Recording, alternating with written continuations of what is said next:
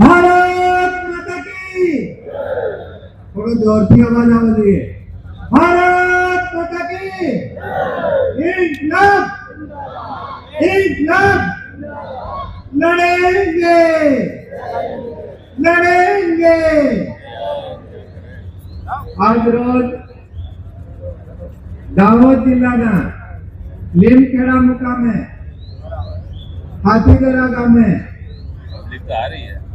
આપણી વિશ્વાસ વિજય સભા યોજાઈ રહી છે ત્યારે અહીંયા આ મંચ ઉપર ઉપસ્થિત આમ આદમી પાર્ટીના દિલ્હીથી આપણી અંદર પાર્ટીના અગ્રગણી તરીકે અહીંયા પધારેલા એવા ગોપાલભાઈ સાહેબ સાથે ગુજરાત પ્રદેશ ઈશુદાન ગઢવી સાહેબ સાથે આપણા સૌના દિલોની ધડકન એવા ચૈતર વસાવા સાહેબ, અશોક ઓઝારી, રાધિકાબેન, અહીંયા આપ સૌ જાણો છો વિદ્યાર્થી યુવા નેતા યુવરાજસિંહ જાડેજા પણ અહીંયા ઉપસ્થિત છે, સાથે જિલ્લા પ્રમુખ રાકેશભાઈ, તમામ પાર્ટીના આગેવાનો અહીંયા ઉપસ્થિત છે।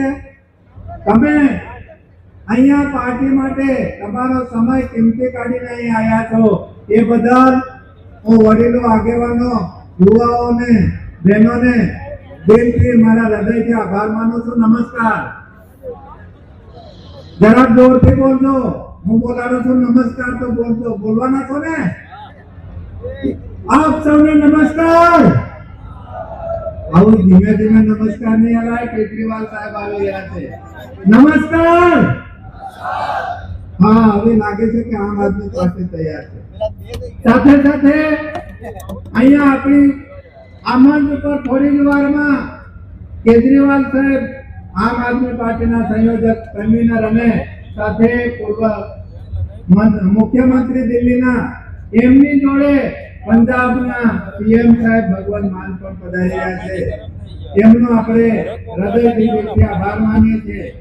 મિત્રો અહીંયા જે આવ્યા છે અને એમને બધાને ખબર છે ઘણી બધી આ ભાજપના ષડયંત્રના કારણે રોકવામાં આવી રહ્યા છે, રસ્તાઓમાં રોકી રહ્યા છે, પૂછવામાં આવી રહ્યું છે।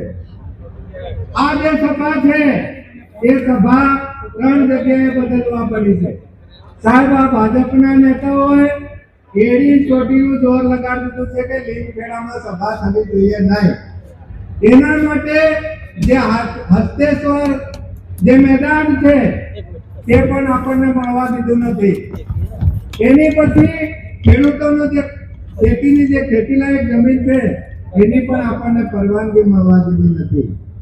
અહીંયા આ જે સભા યોજાઈ રહી છે ત્યાં આપણા આમ આદમી પાર્ટીના કાર્યકર એવા પ્રભાકરના ભાઈ જયસિંહભાઈ ડાંગીની આ જમીન છે, તેમની જમીનમાં આપણે સભા કરી રહ્યા છીએ।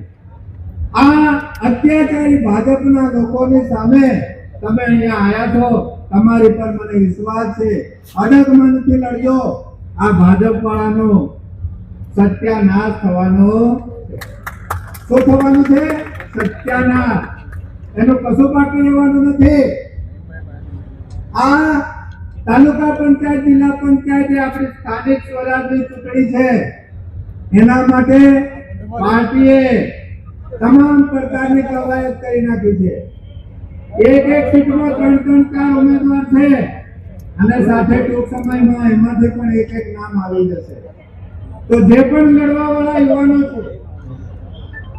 છે એમને મારી ખાસ વિનંતી છે, આપ સૌ મહેનતથી લાગી દેજો।